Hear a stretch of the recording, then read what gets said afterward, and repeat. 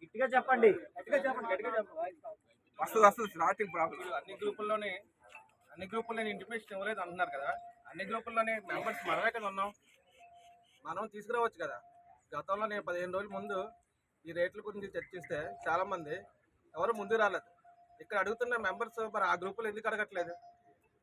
అడగాలి కదా. మెంబర్స్ ముందుకు వస్తే అడ్మిన్స్ ఎవరు కాదనరు కదా. ఇక్కడ గ్రూపులతో వైరప్యం కాదు, మనకి మెంబర్స్ అనేది అందరూ ఏకమైతే సాధించలేనిది ఏదీ లేదు. కాబట్టి మీరు ఎన్ని గ్రూపుల్లోనే ఎవరు ఏం చేసినా సరే డ్రైవర్కి ఉపయోగపడుతుంది, లబ్ధి చేకూరుతారు విధంగా మాత్రమే చేస్తారు. కాబట్టి మీరు ఎన్ని గ్రూపుల్లో కూడా ప్రశ్నించండి, అడగండి. మనకే ఉపయోగపడే విధంగా చేస్తున్నారు కానీ అందరికీ ఏ ఒక్కరికి పేరు వచ్చే విధంగా చేద్దామని చెప్పి అనుకోవట్లేదు కదా. నేనైతే భోగాపురం ఎయిర్పోర్ట్కి ఈ విధంగా అయితే మాత్రం ఈ రేట్లకి నేనైతే ఎయిర్పోర్ట్ రైడ్ తీసుకోదలుచుకోలేదు. ఇప్పుడున్న రేట్లకి నేను ఎయిర్పోర్ట్ రైడ్ వేయడానికి ఇష్టపడతాను, ఎందుకంటే ఆ రేట్లు నాకు నచ్చలేదు. కాబట్టి ఏదైనా లాంగ్ రైడ్ వస్తే వెళ్తాను. ఆ రేట్లకి డీజిల్ రేట్ పెరిగిన తర్వాత అసలు ఆన్లైన్కి రావడమే తగ్గించింది. కాబట్టి నేను ఈ మధ్య ఎయిర్పోర్ట్ కూడా తగ్గుతుంది.